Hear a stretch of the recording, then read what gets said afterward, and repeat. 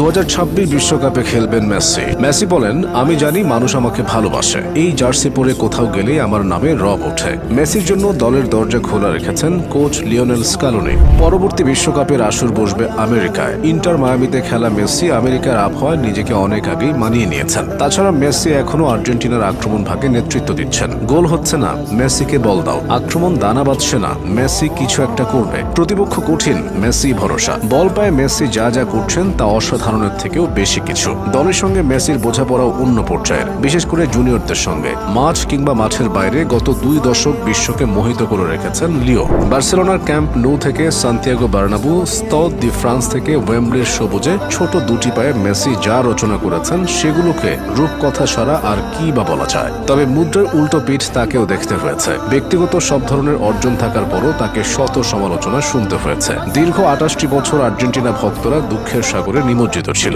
পরপর 3টা মেজর টুর্নামেন্টের ফাইনালে হেরে অবসরের সিদ্ধান্ত নিয়ে ফেলেছিলেন মেসি। কিন্তু পরাজিত হয়ে চলে যাওয়ার জন্য তার জন্ম হয়নি। মেসি ফিরে এলেন যেভাবে আর কেউ ফিরতে পারেনি। ট্রফি খরায় আটকে থাকা একটা দলকে সব ধরনের ট্রফি জিতিয়েছেন তিনি। ভাঙনের দ্বার প্রান্তে পৌঁছানো আর্জেন্টিনাকে এক সুতোয় গেঁথে যেন রণাঙ্গনে নেমেছিলেন। শুরুটা হয়েছিল চির প্রতিদ্বন্দ্বী ব্রাজিলকে হারিয়ে। 5 বারের বিশ্ব চ্যাম্পিয়নকে পরাজিত করে কোপার শিরোপা জেতার পর আর্জেন্টিনার আত্মবিশ্বাস বাড়তে শুরু করে। এরপর ফিনালিসিমা এবং বিশ্বকাপ কোনো কিছু আর বাদ যায়নি।